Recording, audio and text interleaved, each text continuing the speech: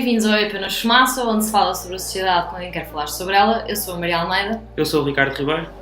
Hoje temos como convidado o Adrià Alsina Leal, desde Barcelona, e por isso estamos a gravar por Skype. O Adrià é chefe de comunicação da Assembleia Nacional da Catalunha, jornalista, politólogo e professor de jornalismo e comunicação na Universidade de Vigo, na Catalunha. É catalão e português. Bem-vindo. Obrigado. Muito feliz de estar aí com vocês. O Manuel Loff, historiador e professor na Universidade do Porto, com quem conversámos a semana passada, escreveu uma crónica no Jornal Público em setembro deste ano, onde se lia: foi em 2012 que se deu a viragem independentista na sociedade catalã. Até então, e desde a transição democrática de 1977-1981, que, apesar das tensões, os catalães pareciam ter encontrado o seu lugar em Espanha. O movimento independentista catalão não era um tema até há 10 anos atrás, como é hoje. O que é que mudou? Então, basicamente, o que mudou não foram os catalães, como muitas vezes se diz, mas o que mudou foram as ofertas que os catalães podiam ter em conta de uma forma realista. Então, se entramos um pouquinho na história, o que vemos é que na Catalunha, nos últimos 150 anos, facilmente, sempre houve uma grande maioria social que acreditava que, com mais poder para as instituições catalãs, a Catalunha funcionaria melhor. Isso, dependendo dos momentos, traduziu-se numa política mais autonomista, mais regionalista, como vimos no fim do século XIX, no início do século XX, e chegou a ter alguns vínculos com o independentismo, nomeadamente nos anos 20 e nos anos 30. Depois, durante o franquismo, obviamente, não havia espaço nenhum para pensar na independência, nem sequer na autonomia, então centrou-se numa reivindicação mais light, mais suave da cultura, de algumas tradições.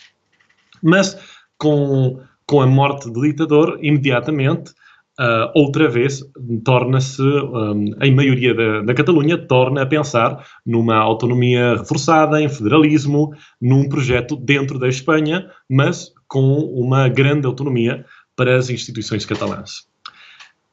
Isso mantém-se mais ou menos nos anos 70, 80, 90, esse estado de opinião, a sensação de que numa Espanha democrática era possível chegar a um ponto onde a Catalunha tivesse uma grande autonomia e essa maioria social dos catalães se sentissem confortáveis com essa grande autonomia. Mas esses anos 80, 90 e 2000 também são a história de grandes frustrações, porque toda vez que uma grande maioria do Parlamento ou dos partidos políticos catalães iam para Madrid com uma proposta de aumento dessa autonomia, que era afinal o que se tinha previsto na Constituição de 1978, a resposta sempre era ou não, ou temos que ver isso melhor, ou temos que estudar isso numa comissão, ou tem que se ver com outras regiões, não pode haver diferenças. E tudo isso chega até 2006, em que o Parlamento da Catalunha, por uma grande maioria de mais de 2/3, faz uma grande proposta, muito ampla, de mudança da Constituição da Catalunha, do que chamamos o Estatuto de Autonomia da Catalunha. Essa proposta, que é negociada legalmente com o Congresso em Madrid, então seguindo todos os veículos da própria Constituição espanhola, do próprio sistema espanhol, acaba em 2010 com um Tribunal Constitucional controlado depois de ter sido referendado por uma ampla maioria da população catalã, termina em 2010 com uma sentença do Tribunal Constitucional, um tribunal que na Espanha está controlado pelos dois grandes partidos, pelo Partido Popular e pelo PSOE, então são os dois igualmente responsáveis, que essencialmente diz duas coisas. Uma, os avanços que vocês propunham nesse estatuto, a maioria desses avanços, não tem lugar na Constituição. E que tinham que ver com, por exemplo, equiparar a língua catalã à castelhana, dar mais poder administrativos e fiscais, certo? Sim, tinha que ver, sobretudo, nomeadamente com questões de controle das infraestruturas catalãs, tinham que ver com a economia catalã, tinham que ver com as finanças, tinham que ver com o relacionamento mais bilateral com o governo da Espanha, também tinha que ver com o reconhecimento da Catalunha como nação.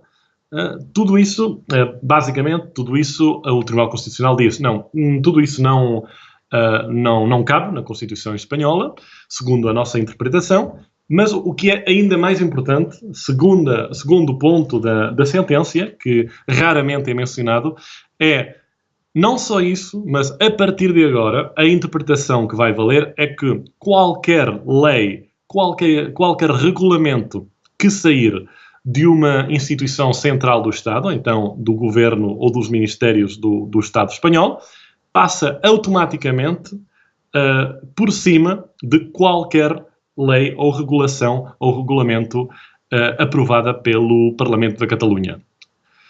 Então, claro, isso não só significa um fecho definitivo do sistema de autonomia na Espanha, mas também é uma mensagem muito clara para os catalães. Se vocês quiserem mais do que vocês já têm, que, aliás, estamos a interpretar ainda menos, vocês vão ter que sair do sistema.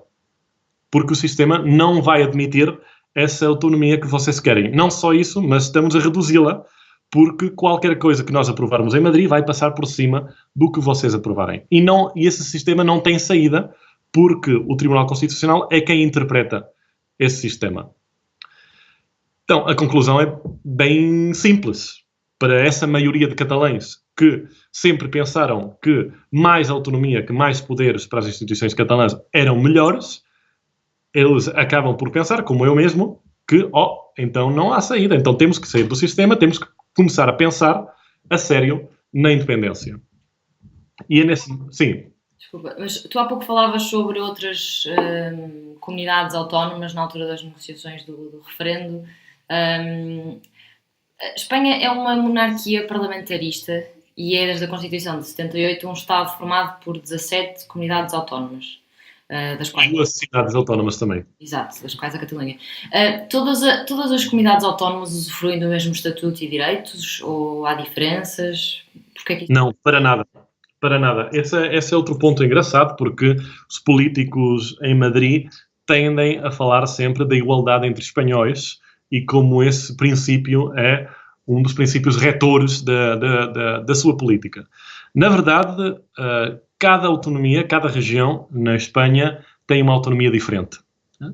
É verdade que as grandes diferenças são com o País Vasco e a Navarra. O País Vasco e Navarra têm um sistema fiscal completamente independente. Essencialmente, o País Vasco e Navarra o que tem é que eles recaudam os seus impostos e, no fim do ano, há uma negociação com o Estado Central, onde se põem todas as despesas em cima da mesa, as despesas do Estado nas comunidades vascas e navarresas, e eles dizem, bom, mais ou menos, esse é o preço que temos que pagar. Então, no fim do ano, as diputações vascas e o Governo Foral Navarro pagam um pequeno preço por esses serviços. No resto da Espanha, o sistema é ao contrário. A agência tributária, quer dizer, a agência das finanças, o Ministério das Finanças espanhol recauda quase todos os impostos, na verdade, virtualmente todos, 99% dos impostos, e no fim do ano, na verdade, depois de 2 anos, mas isso não é importante, no fim do ano, decide qual é o preço dos serviços que estão a prestar as autonomias, essas regiões. Então, entre Catalunha e Espanha, o Ministério recolhe os impostos todos e, no fim do ano, diz para a Catalunha, ok, vocês para o ano que vem podem dispor de esse dinheiro. Porquê? Porque essa é a decisão do Ministério. Essa decisão não tem uma justificação racional nem financeira. O Ministério não tem que dar explicação nenhuma. é um sistema político, não é um sistema racional. Tu estavas a falar há pouco de 2010, na altura em que o Tribunal Constitucional deu a resposta em relação ao novo Estatuto da Autonomia da Catalunha. Por essa altura, e aqui falo, os dados que vou dar são de 2012, mas a Espanha vivia uma crise económica e financeira bastante grande. O desemprego tinha subido de menos de 8% em 2007 para mais de 25% em 2012. O desemprego jovem subiu de menos de 20% em 2007 para 50% em 2012, ou seja, 1 em cada 2 jovens estavam desempregados. O governo de Rajoy, do Partido Popular, que aqui tinha maioria absoluta, ganha em 2011, impunha nesta altura medidas extraordinárias de austeridade. Que impacto é que isto teve? Que impacto é que este contexto de crise e austeridade tiveram na Catalunha? Então, acho que o maior impacto da crise espanhola, que foi, como vocês sabem, uma crise horrível em todos os sentidos, foi que pôs ao descoberto as limitações desse sistema autonomista regionalista. Porquê? Porque até então, desde 1980 até 2010, mais ou menos, o sistema das autonomias foi sempre um sistema em crescimento. Toda vez que havia uma negociação com as autonomias, havia mais dinheiro para repartir, para partilhar. E como sempre havia mais dinheiro para partilhar, mesmo se o negócio não era especialmente bom para as regiões, como havia mais dinheiro para partilhar, sempre isso ficava mais ou menos mascarado por trás de uma nova pilha de dinheiro. Mas em 2010 isso deixa de ser possível. O sistema autonómico chega ao seu fim, ao seu topo, não só na Catalunha, mas na Espanha inteira. E esse é o momento também em que muitas pessoas, não só muitas pessoas, muitas organizações que viviam de alguma forma ligadas a esse Estado autonómico sempre em crescimento, dão-se conta que para seguir nesse crescimento precisam de umas estruturas diferentes.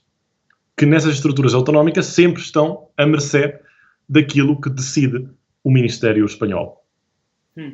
A Catalunha tem cerca de 16% da população espanhola, mas contribui com cerca de 20% para o PIB espanhol, mais do que qualquer outra região. Aliás, segundo o Parlamento catalão, há um déficit de 8%, que corresponde a 16 mil milhões de euros entre o dinheiro que a Catalunha paga em impostos ao Governo Central e o que recebe de volta.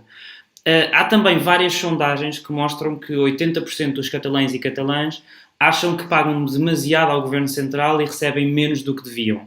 Este aqui é um dos argumentos para a independência?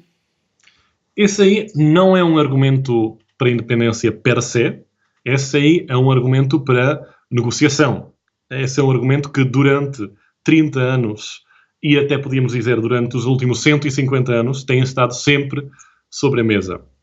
Há já um estudo do ano 1890 e qualquer coisa, 1890 qualquer coisa, que falava de como a coroa não gastava quase nada na Catalunha do que então já era um assunto que estava em cima da mesa. Já em 1900 há uma mobilização enorme na cidade de Barcelona que chama-se o tancamento de caixas, o fecho das caixas, onde disse que uma maioria dos empresários, dos empreendedores da cidade não pagam os impostos para o Estado durante um tempo, até que isso acaba com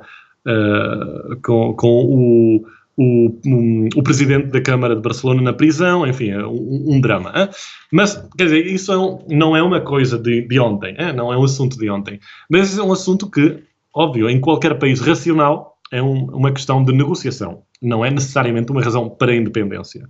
Isso torna-se mais uma razão para a independência quando o Tribunal Constitucional e para lá o sistema, as elites de Madrid, decidem que o sistema está fechado, que não há nenhuma negociação possível.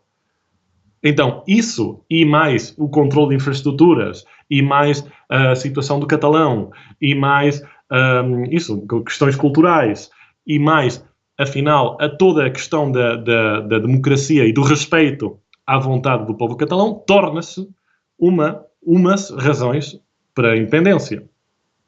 Mas tu não achas que este argumento contra a redistribuição não é populista e pouco solidário? É tão pouco solidário como, como uma série de terratenentes em Boston acharam que era pouco solidário ter que estar a pagar um imposto sobre o té para que a coroa britânica pudesse continuar a manter as colónias. Quer dizer, a solidariedade sempre é um conceito que tem que ser de vontade própria. Eu posso ser solidário porque eu me sinto parte de um coletivo, e quero formar, e como eu formo parte desse coletivo, democraticamente, eu contribuo à manutenção desse coletivo. Essa manutenção do coletivo pode incluir, com certeza, pôr mais dinheiro como região mais rica para ajudar a manutenção ou desenvolvimento de algumas regiões mais pobres. Isso acontece em qualquer país do mundo. Qual é a diferença? A diferença é tu tens que te sentir parte desse coletivo. A Catalunha, os catalães, ou uma maioria dos catalães, chegou a um ponto em que sentem ou sentiram que esse coletivo que se chamava Espanha só existe para controlar os catalães sem dar nada. Dar não quer dizer necessariamente dar dinheiro, mas pelo menos respeito democrático às suas decisões. E enquanto sentiram que, por exemplo, sentiam-se muito mais confortáveis quando iam falar de negociações para Bruxelas. Então os catalães, que também somos contribuintes netos para a União Europeia, não temos problema nenhum com ser contribuinte neto para a União Europeia e, por exemplo, contribuir ao desenvolvimento, aos pagamentos da Grécia. E até para os pagamentos e ao desenvolvimento das regiões da Espanha menos desenvolvidas. Mas o que não concordamos hoje em dia é que quem esteja a decidir o volume e a direção dessas contribuições seja uma elite em Madrid que decidiu que controla o sistema inteiro na Espanha. Mas o movimento separatista não é apenas um movimento contra as políticas implementadas pelos vários governos espanhóis nos últimos anos? O movimento, eu não diria separatista. Separatista é uma palavra que se usa sempre desde a metrópole, se usa sempre desde Madrid. Também em Londres falavam dos separatistas americanos e em Ottawa falavam dos separatistas quebequeses. Não? Mas em qualquer caso, o movimento pela independência é um movimento que quer construir uma realidade melhor e uma realidade mais livre que a que hoje em dia os catalães têm. É um movimento que se insere, eu acho, num movimento que pede mais democracia e mais liberdade frente ou face aos intentos dos grandes Estados europeus, por também fechar o sistema na Europa e controlar as decisões em Bruxelas e nas grandes capitais. Então, cada catalão pode ter uma razão para pedir Qual é que é a tua razão? Qual é que é a minha razão? A minha razão é que eu, em 2008, estava a trabalhar para o Ministério da Indústria da Espanha, no Brasil, na representação, na Embaixada da Espanha no Brasil, e conheci bem como é que era o interior do Estado espanhol. E o interior do Estado espanhol era um Estado que, no essencial, não tinha evoluído nada desde o franquismo. É um Estado que pensa em termos militares de controlo, em vez de pensar em termos de desenvolvimento económico e democrático. Só para vos dar um exemplo. Quando você chega em Hamburgo, por exemplo, na Alemanha, você chega no aeroporto de Hamburgo, que é um aeroporto controlado pela cidade-estado de Hamburgo. Depois você pode entrar no comboio, andar de comboio para o centro da cidade, que é um comboio controlado também pela cidade-estado de Hamburgo. E depois você pode ir visitar uma empresa no Porto de Hamburgo, que é um porto controlado e operado pela cidade-estado de Hamburgo. Quando você chega em Barcelona, você chega de Lisboa, na TAP, no aeroporto de Barcelona, que é um aeroporto controlado e operado diretamente por um Ministério de Madrid. Você pode pegar o comboio para o centro de Barcelona, que é um comboio operado e controlado diretamente por um Ministério de Madrid. E depois você vai visitar uma empresa no Porto de Barcelona, que é um porto controlado e operado diretamente por um Ministério de Madrid. E isso não acontece só com os grandes aeroportos, portos, você podia dizer, não, é que, claro, o aeroporto de Barcelona é muito importante, tem que estar sob um controlo da nação, não sei o quê. Você podia até fazer um grande discurso sobre isso. Mas depois podemos ir para o aeroporto de Sabadell, que é um pequeno aeroporto desportivo, onde não há voos nem nacionais nem internacionais, são só aviõezinhos de recreio. Esse aeroporto também está diretamente controlado, operado diretamente pelo mesmo Ministério em Madrid, que controla o aeroporto de Barcelona, ou a mesma empresa estadual que controla o aeroporto de Barcelona e que controla o aeroporto de Madrid. Obviamente que o mesmo Ministério, que a mesma empresa, a AENA, controla os maiores aeroportos da rede, que são Barcelona e Madrid, e os menores aeroportos da Espanha, que poderiam ser Sabadell, aeroportos de recreio, não faz qualquer sentido desde um ponto de vista de desenvolvimento económico, nem territorial, nem regional. Faz sentido desde um ponto de vista... Então você podia dizer, mas isso é, outra vez como antes disse, você disse, não? Isso é uma razão para a independência? Não. Só isso não é uma razão para a independência. Mas quando você, há 40 anos, que põe em cima da mesa uma petição racional desde o ponto de vista de desenvolvimento económico e regional, que seria o controlo dos aeroportos menores, já nem dos maiores, dos aeroportos menores, dos portos menores e dos comboios regionais, e a resposta sempre é não. E a resposta sempre é não. Mas porquê? Porque não. Depois de 40 anos, você chega a um ponto em que diz, ok, então é que o Estado não se importa com aquilo que acontece aos catalães, com aquilo que querem os catalães. E porquê que tu achas que a resposta é sempre não? O que foi sempre não, até agora? Porque eu acredito ver dentro do Estado, dentro da estrutura interna do Estado espanhol, que a prioridade do Estado espanhol não é o desenvolvimento regional, não é um desenvolvimento económico, o bem-estar das pessoas, mas a prioridade do Estado espanhol é a construção nacional. O projeto do Estado nacional, do Estado espanhol, é um projeto de construção nacional, de construção nacionalista. Isso também é uma constante dos últimos 150 anos. Quando você pensa que há 30 anos o PSOE, há mais de 30 anos agora, aliás, há 35 anos o PSOE, o Partido Socialista, chegou ao poder e estabeleceu como prioridade, por exemplo, que Madrid tivesse um grande museu de arte contemporâneo. Porquê? Porque era importante que a capital da Espanha tivesse um grande museu de arte contemporâneo.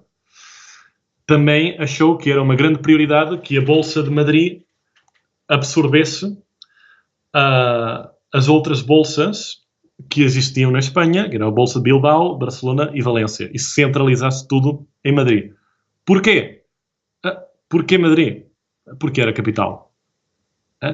Isso começa, e todo esse projeto, e estou a falar do PSOE porque às vezes disse que o PSOE não é nacionalista, é diferente do Partido Popular. É verdade que o PSOE sempre foi mais dialogante que o Partido Popular, mas o PSOE, quando aplicou as suas políticas, sempre foi tão nacionalista quanto o Partido Popular.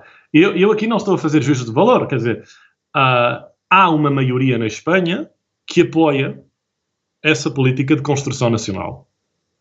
Essa maioria existe. E isso faz que os grandes partidos na Espanha sejam partidos nacionalistas que põem a construção nacional como uma das suas prioridades. O problema é que essa construção nacional demasiadas vezes se faz contra as realidades pré-existentes. Quando você decide que o Museu de Arte Contemporânea, o grande Museu de Arte Contemporânea da Espanha tem que estar em Madrid, você destrói os museus prévios que existiam em Barcelona.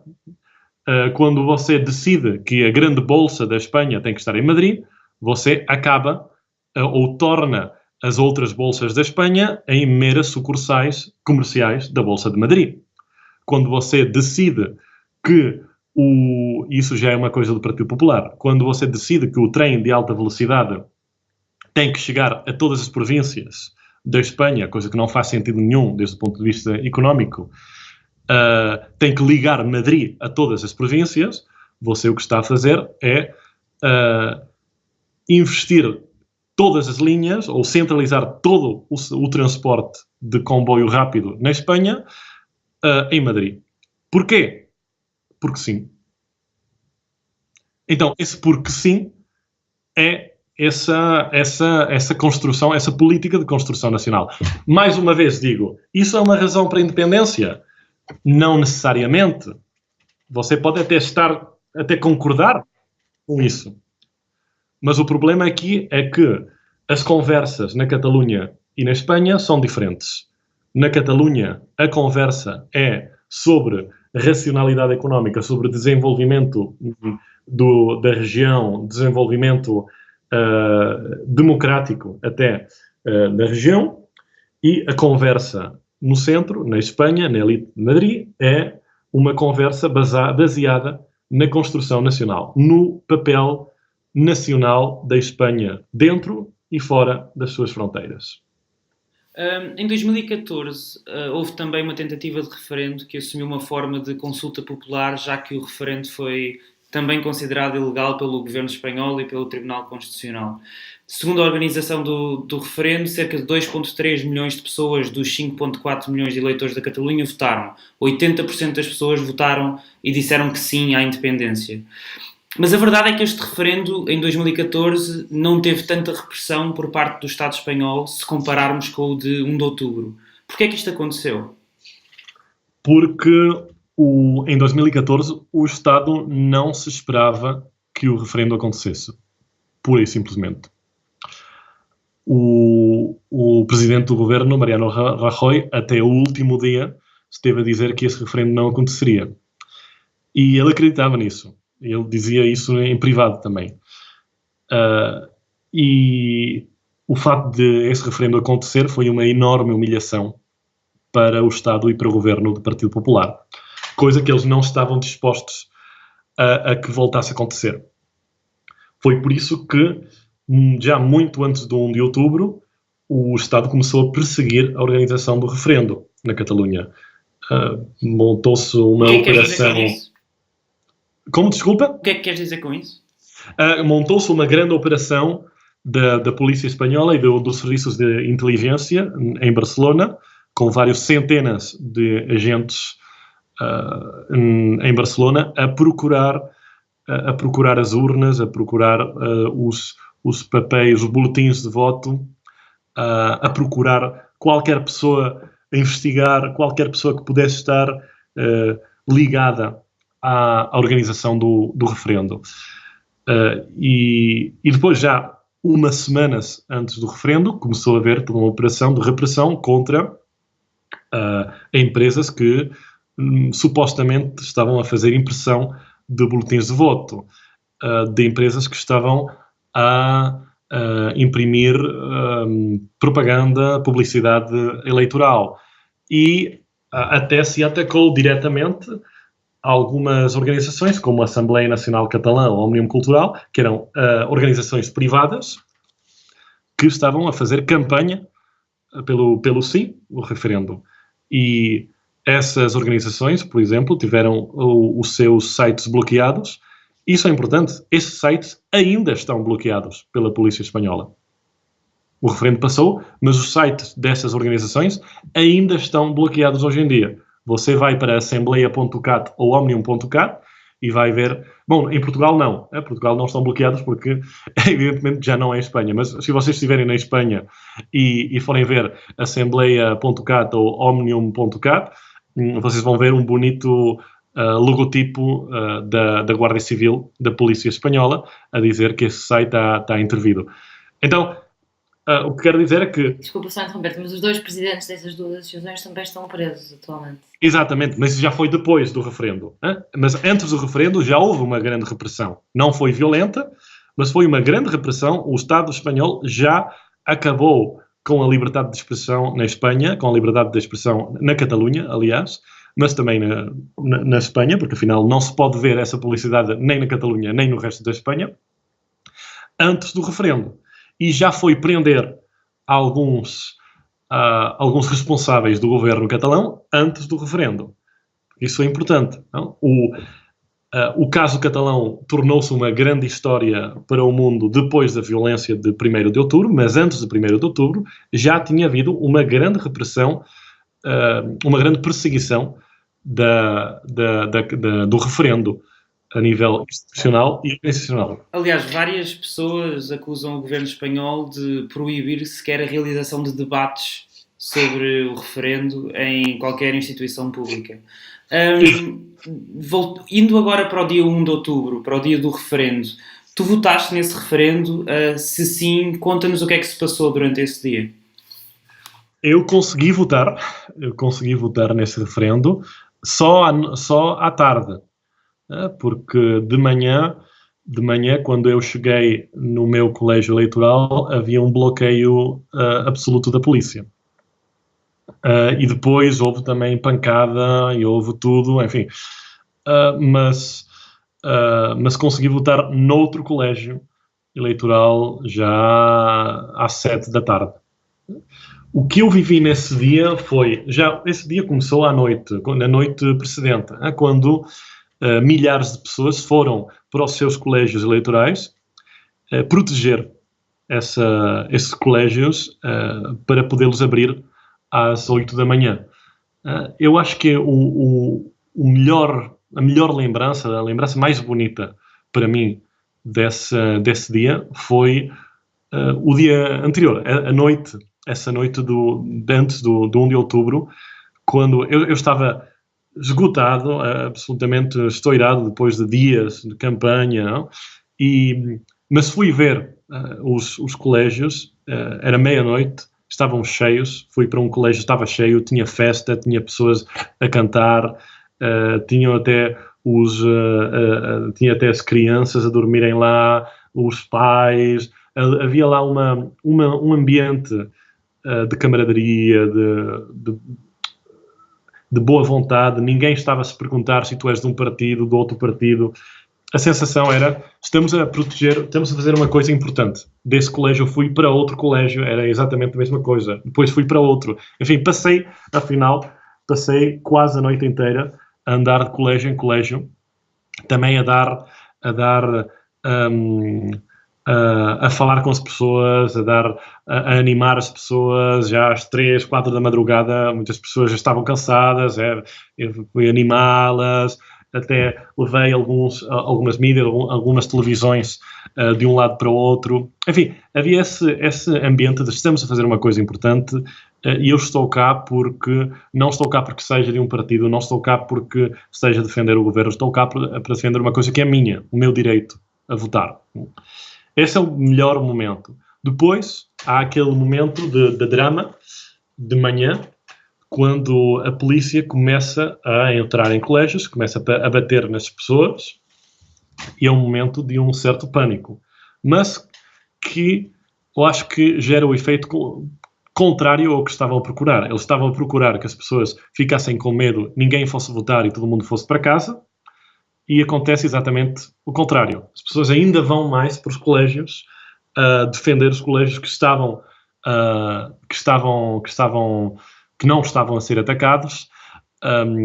Eu organizei um voto de algumas pessoas mais conhecidas do mundo da política num colégio central em Barcelona por volta das 11 da manhã, e não só o colégio, mas a rua inteira, a Avenida Diagonal e o Passeio da Grácia, estavam cheios de pessoas à frente desse colégio a proteger esse colégio, porque avisámos que algumas pessoas relevantes iam votar lá. Então era muito importante que essas pessoas pudessem votar, houvesse essa imagem de normalidade nos colégios. Isso foi feito, foi um sucesso.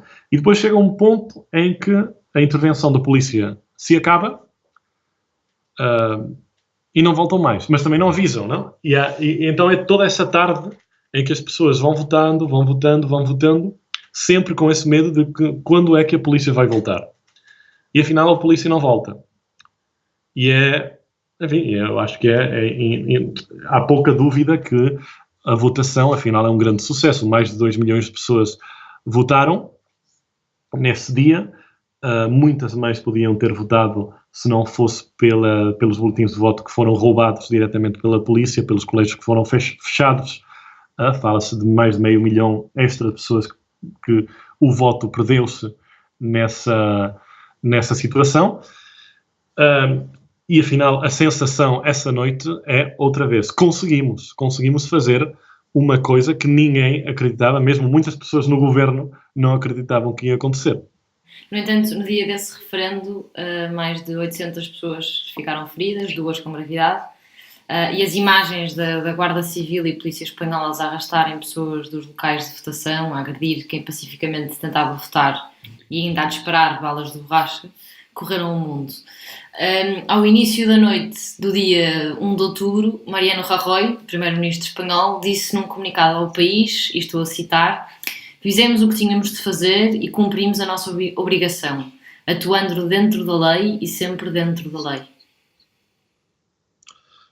Sim, e uns dias depois também o rei, o que é ainda mais grave, porque o rei é o representante do Estado, não é só o representante de um partido, mas o rei também falou nos mesmos termos, parabenizou o trabalho da polícia e até falou dos feridos policiais, mas nem sequer fez uma menção aos feridos entre os cidadãos que tinham defendido as urnas. Então, eu acho que esse momento, nomeadamente o discurso do rei, mais ainda do que o discurso do Rajoy, é um momento em que, eu diria, muitas pessoas chegam à conclusão que já não é o Partido Popular, já não é o governo da Espanha, mas é o Estado espanhol que nem sequer considera que uma maioria dos catalães sejam cidadãos espanhóis. Já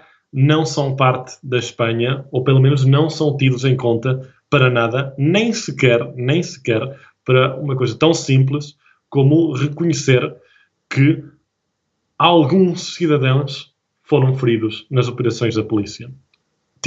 Teria sido tão fácil para... Entendo, não? Desde um ponto de vista racional, teria sido tão fácil que o rei tivesse dito, por exemplo, algumas palavras em catalão, coisa que não fez.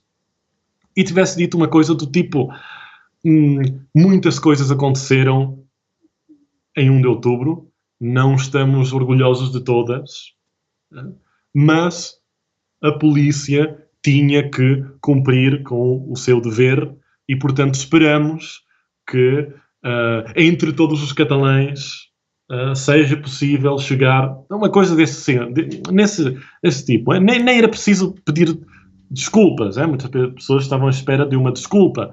Eu acho que isso, desde o rei, era impossível esperar. Mas um pouquinho de empatia, afinal, com as pessoas, eu acho que era preciso isso. E não existiu. Para o rei só existiu uns heróis, que eram os polícias, que fizeram uma operação de sucesso num território ignoto. Alguém diria até num território estrangeiro. No artigo 1º do Pacto Internacional sobre Direitos Civis e Políticos da Organização das Nações Unidas, que a Espanha assinou na década de 70, lê-se: "Todos os povos têm o direito à autodeterminação. Em virtude deste direito, Eles estabelecem livremente a sua condição política e, desse modo, providenciam o seu desenvolvimento económico, social e cultural. Em 2014, no referendo ou consulta pública que mencionámos há pouco, 80,8% das pessoas que votaram a favor da Catalunha ser um Estado e ser independente. E no referendo de 1 de outubro de 2017, 92% das pessoas votaram a favor da Catalunha ser independente também. Tendo em conta o direito à autodeterminação dos povos, a Catalunha deve ser independente?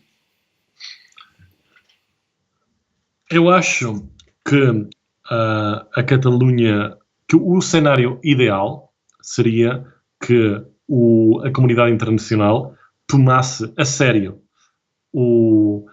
esse pacto e tomasse a sério o direito de autodeterminação no mundo inteiro e se oferecesse uma via legal clara para aqueles povos que podem demonstrar que têm uma ampla maioria democrática, demonstrável, outra vez, para prover um acesso que não necessariamente tem que ser um acesso fácil nem curto. Podia-se falar num acesso à independência de 10 anos, 15 anos, 20 anos, um processo em que tivesses que referendar várias vezes esse desejo, por exemplo, a pensar numa via legal internacional. Mas como a comunidade internacional não pensou nisso, não tem interesse nenhum nisso, então a única opção para a Catalunha é o que fez, fazer 2 referendos contra o Estado, ganhar esses referendos, ganhar eleições e tentar proclamar essa república independente. É claro que declarar uma república independente contra um Estado como o espanhol é muito complicado e viu-se como é complicado e como as consequências são difíceis para aqueles que participam. E por isso é muito importante ainda referendar esse desejo dos catalães nas eleições de 21 de dezembro. Eu acredito que os catalães já referendaram várias vezes claramente o desejo dessa independência, mas afinal não sou eu que decido se a Catalunha é independente ou não. Mas tanto na votação de 2014, no referendo de 2014, como no referendo de 2017, menos de metade dos eleitores catalães votaram. A campanha para o não teve também significativamente menos empenhada, pois era contra a organização do referendo e boicotou o referendo. E a comissão eleitoral desse mesmo referendo também não era independente. Ou seja, apesar dos resultados expressivos... Desculpa, a Comissão Eleitoral era independente. A Comissão Eleitoral era a Comissão Eleitoral do Governo. Quer dizer, não era uma Comissão Eleitoral que fosse de umas organizações ou de uns partidos. Era do Governo. Mas enfim, ok, desculpa. Sim, mas a minha pergunta era se, apesar dos resultados expressivos pelo sim à independência, tu achas que estes resultados são representativos da população? Não, eu acho que o que é representativo da população é que sempre, e quando digo sempre, estou a falar até dos últimos 150 anos, como que falamos ao princípio, sempre, por um lado, entre a população catalã, houve uma ampla maioria de pessoas que queriam mais poder para as instituições catalãs e que todas as vezes que o não teve uma oportunidade de demonstrar que era maioria, que o não à independência teve oportunidade de demonstrar que era maioria, perdeu. Perdeu nas eleições de 2012, onde já a questão da independência já era uma questão que estava sobre a mesa. Perdeu nas eleições de 2015, onde os partidos claramente do não só tiveram 38% dos votos, face ao 48% dos partidos que eram claramente pelo sim. E que aí votaram 70% dos eleitores. E votaram quase 80% dos eleitores, quase 80%. E depois, nos referendos, o que vemos é que nos 2 referendos, mas nomeadamente no último, onde o censo era mais claro, o censo de 2014 era o censo ampliado, então é mais difícil de interpretar, mas o censo de 2017 era o mesmo censo que as eleições normais. Portanto, podemos fazer uma extrapolação muito clara. É que com o resultado do referendo de 2017, tal como foi, o sim teria ganho contra o não em qualquer situação até 80% de participação. Ou seja, se tomamos o número de votos do sim, que foi mais de 2 milhões, e ajuntamos toda a outra participação, se todos os outros que tivessem votado todos pelo não até 80% de participação, o sim teria ganho claramente na mesma. Nunca na história da Catalunha, houve umas eleições com mais de 80% de participação. Portanto, é claro que o sim sempre ganhou e que o não, sempre que teve a oportunidade, em eleição ou em referendo, nunca ganhou. Sempre ficou bem longe de ganhar. A 27 de outubro de 2017, a Catalunha, o Parlamento catalão, declarou independência, aprovada em sessão plenária com 70 votos a favor, 10 contra, 2 votos em branco, para além de 52 deputados terem abandonado a sessão em protesto.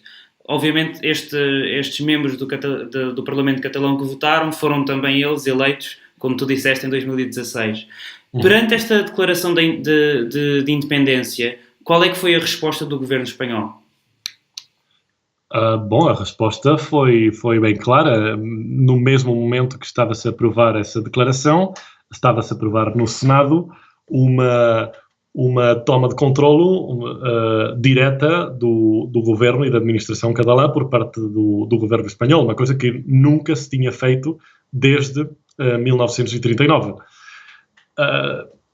Essa foi a primeira resposta. Depois, à tarde, o que se viu é que eu acho que o governo espanhol foi então consciente que o tipo de intervenção que tinham aprovado na sexta de manhã era impossível de aplicar, porque implicava, afinal, era impossível de aplicar sem violência.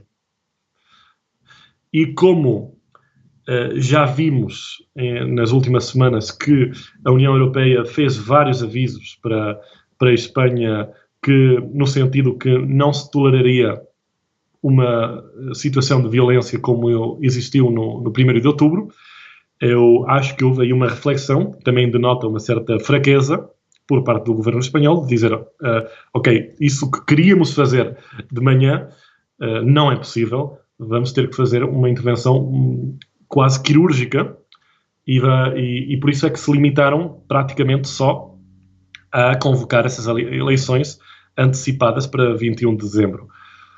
Com a esperança, imagino que de um certo realismo mágico, de que o que nunca aconteceu na história da Catalunha iria acontecer nesse 21 de dezembro. Que haveria pela primeira vez na história uma maioria dos partidos do não. A 2 de novembro foram também presos preventivamente e incondicionalmente, ou seja, sem possibilidade de pagarem caução para sair da prisão, 8 membros do governo catalão. Ontem, 9 de novembro, nós estamos a gravar no dia 10, 6 membros da mesa do Parlamento catalão, incluindo a Presidente do Parlamento, Carme Forcadell, foram ouvidos pela Justiça Espanhola em Madrid. 4 deles saíram em liberdade, mas terão de pagar uma multa de 25 mil euros, entregar os passaportes às autoridades, não poder sair de Espanha. A Carme Forcadell, o Presidente do Parlamento, passou a noite na prisão até pagar uma caução de 150 mil euros durante o dia de hoje, já dia 10 de novembro. Podes explicar porque é que estas pessoas foram detidas e se, na tua opinião, estas pessoas são presos políticos? Eles são presos políticos, sim. Eles são presos políticos, sim, porque são presos pela sua atividade política. E nesse caso, no caso da mesa do Parlamento, dos últimos, é extremamente claro, porque podemos comparar. Foram ouvidas 5 pessoas ontem no Tribunal Supremo, na Corte Suprema Espanhola. Dessas 5 pessoas, todas 5 cometeram a mesma falta, que foi permitir um debate na Câmara, no Parlamento, sobre a independência. estão acusados de ter permitido esse debate. Um debate que supostamente é ilegal. Então, dessas 5 pessoas que foram ouvidas, uma depois votou não à independência. As outras 4 votaram sim. Dessas 5 pessoas, uma pessoa foi libertada sem cargos. A pessoa que votou não à independência. As outras 4 ficaram com caução e com penas de prisão. Eu acho que é tão claro, que até dói quando se põe em dúvida que a motivação dessas detenções é política, coisa que é óbvia. É o Estado que politicamente está-se a defender e está a tentar humilhar aquelas pessoas que entendem que lideraram uma revolta política contra o próprio Estado. Isso é definição de preso político. E qual é que tu achas que é a relevância de se ter marcado eleições antecipadas, com menos de 2 meses de antecedência, e tendo neste momento 8 membros do governo catalão que estavam em funções presos preventivamente e incondicionalmente? Eu acho que o cálculo do governo espanhol, do Estado espanhol, era: vamos convocar eleições muito rápido e vamos, porque não temos capacidade de aplicar tudo aquilo que gostaríamos de aplicar, porque não vamos poder aplicar a violência. Então vamos fazer eleições muito rápido e vamos provocar uma grande humilhação para todos os partidos, sobre todos os partidos e organizações independentistas. Dessa forma, vamos provocar que o independentismo perca a moral, não? E fique em casa com medo. Então, com isso, vamos conseguir ganhar umas eleições que nunca ganhamos na história. Eu acho que isso é um pouco o cálculo do governo espanhol. Até a pensar, talvez, que alguns dos partidos independentistas mais radicais decidiriam não concorrer a essas eleições, fazer boicote às eleições. Isso é um cenário no que o Estado espanhol tinha muito a ganhar, com a divisão do lado independentista entre partidos que quisessem ir às eleições e partidos que não quisessem ir às eleições. Esse cenário, por agora, parece completamente descartado. Parece que todos os partidos independentistas vão concorrer às eleições. Ainda não sabemos se juntos, separados, mas isso em qualquer caso já é menos importante, mas que todos os partidos independentistas vão concorrer a essas eleições. Então, sim. Continua. Não, só ia dizer que então o resultado natural dessas eleições, não porque eu esteja a pensar em termos de que haja uma normalidade ou não normalidade, mas que o resultado natural, porque essa é a sociologia do país, ou da Catalunha, é que os partidos independentistas ou cheguem à maioria absoluta ou fiquem muito, muito perto da maioria absoluta, porque essa, insisto, é a sociologia do país e essa não mudou. Nós estamos mesmo a chegar ao fim. Esta é a última pergunta. O que é que tu achas que vai acontecer daqui para a frente? Como tu estavas a falar, vai haver eleições. O Puigdemont já apelou até para que se faça só uma candidatura independentista às eleições de dezembro. Há também uma petição que conta já com 80 mil assinaturas exatamente com esse pedido. O que é que tu achas que vai acontecer? Bom, agora estamos a ver o que é muito normal num período pré-eleitoral. Os partidos estão a discutir, a negociar entre eles, ver qual é a melhor opção para eles, e há setores da sociedade civil que tenta se organizar também, às vezes à margem dos partidos, às vezes para partilhar listas com partidos ou se oferecendo aos partidos. Eu acho que isso gera uma certa confusão, mas é uma confusão que é natural, é normal. Num país democrático, numa democracia madura, é normal que os partidos estejam a negociar e que haja várias propostas, também desde a sociedade civil. O que vai acontecer? Vamos ver. Não posso, não tenho uma bola de vidro aqui agora para dizer o que vai acontecer com as candidaturas. Por sorte, a sociedade catalã é muito dinâmica, muito fluida, e portanto isso não posso dizer. O que eu tenho certeza absoluta é que, como eu dizia, a sociologia do país não vai mudar de um mês para outro e, portanto, os partidos do sim, os partidos da República, seja por juntos ou por separado, têm todas as opções de ou ter maioria absoluta ou ficar muito perto da maioria absoluta e, portanto, junto com os partidos que não são estritamente do sim, como a Catalunha em Comum, mas que também são contra a aplicação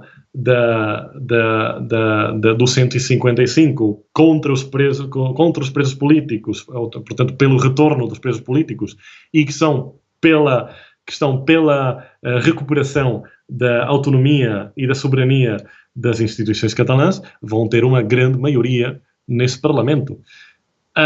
E ali há uma pergunta que é muito relevante, que já fez o próprio presidente Puigdemont, que é: o independentismo sempre respeitou o resultado das eleições. Também quando o independentismo era minoria. O independentismo era minoria nos anos 90. Quando o independentismo era 10%, 15%, o independentismo assumia que era uma minoria e, obviamente, não tentava impor o projeto da independência para o resto da sociedade. Depois, o independentismo virou maioria. Se, nessas eleições de 21 de dezembro, o independentismo volta a ser maioria, a Espanha, o governo espanhol, vai respeitar esse resultado das eleições? Ou só vai respeitar o resultado se os partidos não ganharem? Essa é a grande pergunta. Porque senão, então para que é que estamos a fazer eleições? Este foi mais um episódio do É Apenas Fumaça, onde se fala sobre a sociedade com quem quer falar sobre ela. Obrigado, Adrià Alsina Leal, chefe de imprensa da Assembleia Nacional da Catalunha e professor na Universidade de Vic, na Catalunha também. O É Apenas Fumaça é produzido por Bernardo Afonso, Frederico Raposo, Maria Almeida, Pedro Duzarte, Pedro Santos, Ricardo Ribeiro, Sofia Rocha, Tomás Pereira, bem, e por mim, Ricardo Ribeiro. A música dos Lotus Fever. Ouçam mais episódios em apenasfumaca.pt ou no iTunes, SoundCloud, YouTube, Comunidade Cultura e Arte, Rádio Universitário do Minho e também noutras aplicações de podcast. Até já!